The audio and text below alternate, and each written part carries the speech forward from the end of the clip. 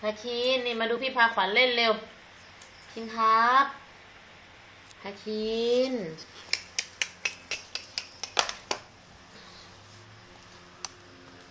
นี่มาเร็วลูก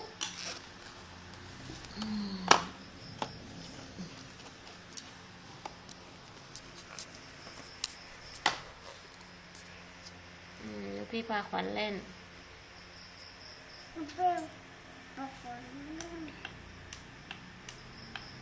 เ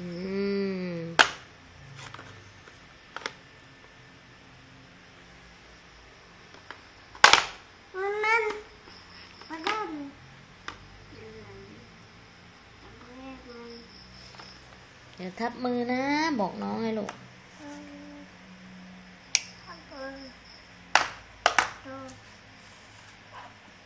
บัง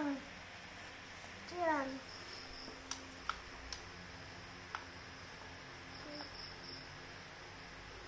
บังกระเป๋า